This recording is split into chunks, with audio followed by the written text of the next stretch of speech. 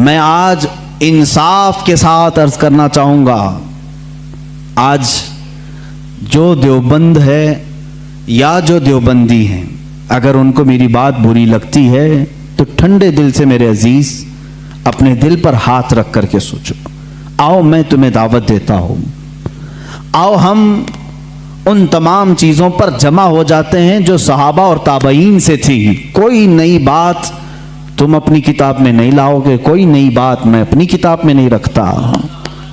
آؤ اتحاد کرو، میں اس اتحاد کا اعلان کرتا ہوں، لیکن جو نئی باتیں آئیں اس کا تم انکار کرو گے، علل اعلان کرو گے، اور یہ بھی کہو گے کہ ہم ان سے دور ہیں۔ ہوا یہ کہ اعلیٰ حضرت رضی اللہ تعالیٰ عنہ کے زمانے سے تھوڑے سے پہلے کی حالات میں بتا رہا ہوں آپ کو۔ دارالعلوم دیوبند کے بعد 4 علماء میں صاف صاف آج عرض کرتا ہوں جن کی کتابوں سے پوری امت میں تنازع پھیل گیا، اختلاف پھیلا۔ لوگ ہم کو اختلاف کا فتویٰ دیتے ہیں، اگر نہ یہ کتابیں آتی نہ یہ کوئی فتوے آتے۔ کتابیں لکھی گئی، کتابوں میں اچھی باتیں تھی، حضور صلی اللہ علیہ وسلم کی سیرت پر بھی کچھ کتابیں لکھی گئی، اللہ کی شان میں لکھی گئی، بہت ساری باتیں اچھی تھیں، لیکن بیچ میں چل کر کچھ عبارتیں ایسی کہ لڑکھڑا گئی، اور وہ اتنی لڑکھڑا گئی کہ عام مسلمان بھی اسے بولنا پسند نہیں کرے گا۔ براہین قاطعہ کتاب کا نام بول رہا ہوں، تقویت الایمان کتاب کا نام ہے، تحذیر الناس کتاب کا نام ہے، حفظ الایمان کتاب کا نام ہے۔ یہ وہ کتابیں جو آج چھپی نہیں ہیں، مارکیٹ میں چھپی ہیں، ابھی بھی موجود ہیں، ابھی بھی موجود ہیں۔ انہی کتابوں کی عبارات کی وجہ سے ہی تو یہ تنازع پھیلا پورے امت میں، اختلافات۔ اہل سنت و جماعت متحدہ متفقہ ایک ہی جماعت تھی بر صغیر میں۔ ان کتابوں کے آنے کے بعد ہوا کیا؟ ایک کتاب میں لکھا گیا اللہ جھوٹ بول سکتا ہے، نئی بات تھی۔ اس بات پر آج تک امت نے کبھی کسی بھی شیخ کسی بھی بزرگ سلف صالحین سے مجھے عبارت لا کر کے دکھاؤ اس سے پہلے کوئی بات ہوئی تھی۔ پھر ایک کتاب میں عقیدہ توحید کو بیان کرتے ہوئے مولوی اسماعیل دہلوی صاحب نے یہ تک لکھ دیا، حضور صلی اللہ تعالیٰ علیہ وسلم کا خیال نماز میں آنا گدھے اور بیل کے خیال سے بدتر ہے۔ یہ نئی بات تھی کہ نہیں تھی؟ اور جا کر کے کراس ویریفیکیشن کر لینا، اگر میں جھوٹ بولوں تو میرا جبہ پکڑ لینا اور جو سزا دے سکتے ہو دو۔ میں یہ لفاظی نہیں کر رہا ہوں اور نہ پھکائی کر رہا ہوں، یہ جملے آج کتاب میں موجود ہیں۔ تقویت الایمان میں حفظ الایمان کتاب آئی، اس میں مولوی اشرف علی صاحب نے حضور صلی اللہ تعالیٰ علیہ وسلم کے علم غیب پر بحث کرتے کرتے یہ کہہ دیا، حضور کے علم غیب کی کیا تخصیص یعنی ان کی کیا خصوصیت ہے؟ اتنا علم غیب تو زید کو، پاگلوں کو، بچوں کو، بلکہ جانوروں کو بھی حاصل ہے۔ شیطان کا علم غیب تو قرآن سے ثابت ہے، انہوں نے کہا شیطان کا علم غیب قرآن سے ثابت ہے، حضور صلی اللہ علیہ وسلم کے علم غیب کی کیا خصوصیت ہے؟ یعنی برابر ہو گئے، شیطان کو جتنا علم ہے اتنا ہی محمد صلی اللہ علیہ وسلم کو ہے۔ میرے عزیزو، کیا یہ باتیں دل پر نہیں لگتی مسلمانوں کے؟ یہ عبارتیں آئیں، کتابوں میں لکھی گئی، اور بڑا فتنہ یہاں سے بھی ہوا مولوی قاسم نانوتوی صاحب کی کتاب سے، کہ انہوں نے یہ بھی لکھا کہ بالفرض بعد زمانے نبی کے اگر کوئی دوسرا نبی پیدا ہو گیا تو حضور کے خاتم النبیین ہونے میں کوئی فرق نہیں آئے گا، یعنی کوئی دوسرا نبی پیدا ہو سکتا ہے اگر ہو گیا، اگر مگر کی بات ہی چھوڑو، جب حضور نے 1400 سال پہلے کہہ دیا، فرما دیا کہ میرے بعد کوئی نبی نہیں ہو سکتا تو نہیں ہوگا۔ آپ کتاب میں یہ نئی بات لکھنے کی کیوں ضرورت پیش کی؟ آپ کو کیوں ضرورت پیش آئی کہ اگر اب کے زمانے میں بھی کوئی نبی آئے گا تو حضور کے خاتم النبیین ہونے میں کوئی فرق نہیں آئے گا؟ تو آپ کی اس بات سے پتہ نہیں کتنے محلوں میں کہاں کوئی نبی ہونے کا اعلان کر دے گا۔ عزیزان گرامی وقار، یہ کتابیں پورا کا پورا ہندوستان ایک کھلبلی مچا چکی تھی، کوہرام بپا تھا، تنازعات میں گھر گئے، قادیانی اپنے نبی ہونے کا اعلان کر رہا ہے، ادھر ایک نیچری فرقہ ہے علی گڑھ سے جو قرآن کے معجزات کا انکار، حسیات کو صرف ماننے والا، نیچر کو صرف ماننے والا اور مغیبات کو نہیں تسلیم کرنے والا، اور ایک طرف عظمت رسالت صلی اللہ تعالی علیہ وسلم پر، رسول کریم صلی اللہ تعالی علیہ وسلم کے متعلق یہ سارے جملے آ رہے ہیں۔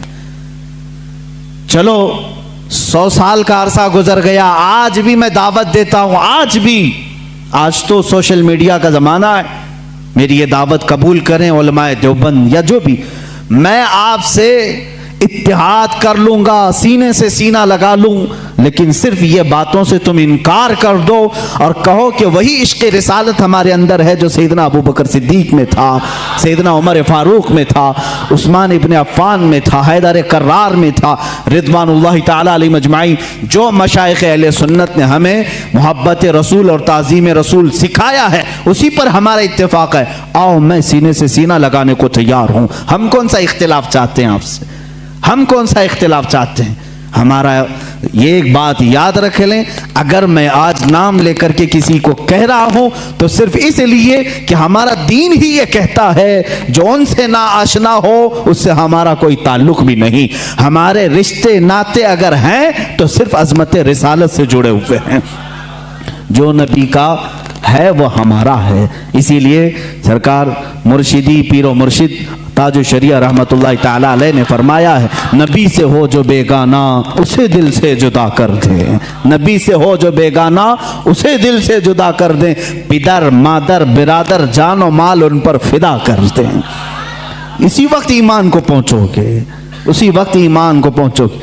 اب یہ حالات میں بتا رہا ہوں آپ کو، انڈیا کے، ہندوستان کے، اکھنڈ بھارت کے حالات، مسلمانوں میں تفرقہ پیدا کیا انگریز، اور انہوں نے اپنے مال، اپنی حکومت، اپنی سلطنت کو پھیلانے کے لیے، بہادر شاہ ظفر کا قتل ہو چکا تھا، اس کے بعد علماء حق نے محسوس کر لیا کہ انگریز درمیان امت تفرقہ ڈال کر اپنی کرسی سنبھالنے کی کوشش کر رہا ہے، تو وہ مرد مجاہد علامہ فضل حق خیر آبادی رحمت اللہ تعالی علیہ نے دلی کی جامع مسجد سے فتویٰ صادر فرمایا کہ انگریز ہندوستان کا دشمن ہے، ان سے قتال کرنا فرض ہے مسلمانوں کو۔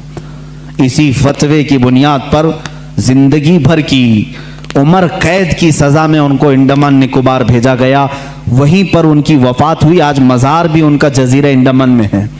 مولانا کفایت علی کافی رحمت اللہ تعالی علیہ، جو 1857 کی یہ جو غدر ہے، اس کے بعد کے علماء اہل سنت کی بات میں کر رہا ہوں، انہوں نے محسوس کر لیا اسی زمانے میں کہ انگریز نے فرقہ پیدا کر دیا ہے، کچھ علماء اس کی بولی بول رہے ہیں۔ ظاہر سی بات ہے، یہاں کچھ علماء جو مدرسہ بنا رہے تھے ان کو ماہانہ مشاہرہ مل رہا ہے انگریز حکومت سے، علی گڑھ کو پاؤنڈ آ رہے ہیں انگلینڈ سے، اور دیگر علماء کو پاؤنڈ آ رہے ہیں، اور یہاں جو علماء ان کی ان خرافات کو بیان کر رہے ہیں ان کو پھانسی پر چڑھایا جا رہا ہے۔ مولانا کفایت علی کافی رحمت اللہ تعالی علیہ، جن کے اعلیٰ حضرت بھی بڑی عزت فرمایا کرتے تھے، وہی کفایت علی کافی جنہوں نے اپنی ایک نعت میں کہا تھا، کوئی گل باقی رہے گا نہ چمن رہ جائے گا، پر رسول اللہ کا دین حسن رہ جائے گا، اطلس و کم خواب کے پوشاک پہ نازاں نہ ہو، اس تنے بے جاں پہ خاکی کفن رہ جائے گا۔ یہ جو نعت انہوں نے لکھی تھی اس وقت جب آپ کو پھانسی کے پھندے پر چڑھایا جا رہا تھا، یہ مولانا کفایت علی کافی۔ پھر مولانا عنایت احمد کاکوروی رحمت اللہ تعالی علیہ، جن کو جیل کی سلاخوں کے پیچھے انگریزوں نے بند کیا، اس ایک عالم ربانی نے پتھر کی ٹھیکری سے دیواروں پر پوری علم الصیغہ کتاب لکھ دی تھی، جو آج بھی عالم کورس کی کتاب میں پڑھائی جاتی ہیں۔ عزیزان گرامی وقار، اگر انگریز کو علماء سے محبت تھی اور وہ مدرسے کی سنگ بنیاد میں آ رہے تھے تو ان علماء کے ساتھ وہ کالا پانی کی سزائیں اور موت اور پھانسی کی سزائیں کیوں دے رہے تھے؟ آپ سمجھا کریں، کچھ علماء کو وہ شہید کر رہے تھے اور کچھ علماء کو وہ پیسوں سے پال رہے تھے۔ یہ حالات بڑے دیگرگوں تھے، امت میں تفرقہ اختلافات آ چکے تھے۔ اب یہ وہ زمانہ تھا، نیچریت اپنے پاؤں پھیلا رہی ہے، قادیانیت اپنے پاؤں پھیلا رہی ہے، دہریت اپنے پاؤں پھیلا رہی ہے اور ایک طرف غیر مقلدیت بھی اپنے پاؤں پھیلا رہی ہے۔ ہندوستان کی سرزمین جو اہل سنت و جماعت کا گہوارہ تھی، اولیاء کا مرکز تھی، یہ خواجہ ہند کا ہندوستان تھا، یہ محبوب الہی کی وراثت کی زمین تھی۔ یہاں صابر کلیری کے مجاہدات تھے، یہاں بابا فرید کے نغمے تھے، یہاں پر اولیاء کاملین کا گلشن تھا، یہ تمام صوفیاء کاملین کے پروردہ مریدین کا ایک عظیم گلستان تھا۔ اس گلستان کو کئی انگریزوں نے اپنے پاؤں سے کچلنا شروع کیا، اس میں خزاں آنے لگ گیا۔ اس حسین گلدستے میں، ہندوستان کے گلدستے میں پھول مرجھانے لگے۔ نیچریت کا غلبہ آیا ہے، وہابیت کا غلبہ آیا ہے، قادیانیت کا فتنہ سر ابھار رہا ہے، الہاد و بے دینی کا فتنہ سر ابھار رہا ہے۔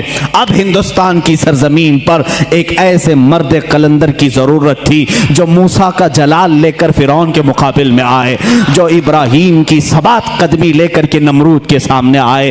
اب ایک ایسے مرد قلندر کی ضرورت تھی جو صدیق کی صداقت اپنے سینے میں رکھتا ہو، فاروق اعظم کی عدالت اپنے سینے میں رکھتا ہو، عثمان ابن عفان کی حلم و بردباری اپنے سینے میں رکھتا ہو۔ ہندوستان کو اب ایسے مرد قلندر کی ضرورت تھی جو حیدر کرار کی شجاعت بھی رکھتا ہو، غوث اعظم کا نائب ہو، خواجہ ہند کا وارث ہو۔ اللہ رب العزت نے ہندوستان کے سنی مسلمانوں پر وہ احسان عظیم فرمایا جب صوفیاء کے مرکز اور اولیاء کاملین کی خانقاہیں آواز دینے لگی، الہا اب ہند کا کیا ہوگا؟ یہاں تو اب چادریں نہیں، اب گاگریں نہیں، یہاں اولیاء کی بارگاہ میں آنے سے روکا جا رہا ہے، وسیلے کو شرک، استمداد کو کفر کہا جا رہا ہے، عظمت رسالت پر حملے ہو رہے ہیں، نماز میں رسول کے خیال آنے کو برا بھلا کہا جا رہا ہے، پیٹ پیچھے کی خبر نہ ہونے کی حضور کے بارے میں کہی جا رہی ہے۔ الہا اب کون اس دین کا وارث ہوگا، جانشین ہوگا، محافظ ہوگا، نگہبان ہوگا؟ آواز آئی غیب سے۔ اللہ رب العزت نے پورے ہندوستان کے اس سائے پر ایک ایسی عظیم سلطنت کو بیدار فرمایا جس سلطنت کا نام ہم یوں کہتے ہیں، ملک سخن کی شاہی تم کو رضا مسلم، ملک سخن کی شاہی تم کو رضا مسلم۔ جس سمت آ گئے ہو سکے بٹھا دیے ہیں، اس عظیم ہستی کو اللہ تعالیٰ نے جلوہ فرمایا جس کو پوری دنیا سنیت، اعلیٰ حضرت، کنز الکرامت، جبل الاستقامت، دریائے نعمت، آقائے رحمت، کنز الکرامت، امام اہل سنت، امام احمد رضا خان فاضل بریلوی کے نام سے جانتی ہے۔ اسی لیے میں نے کہا احمد رضا کا تازہ گلستان ہے آج بھی، خورشید علم ان کا درخشاں ہے آج بھی، سب ان سے جلنے والوں کے گل ہو گئے چراغ، احمد رضا کی شمع پر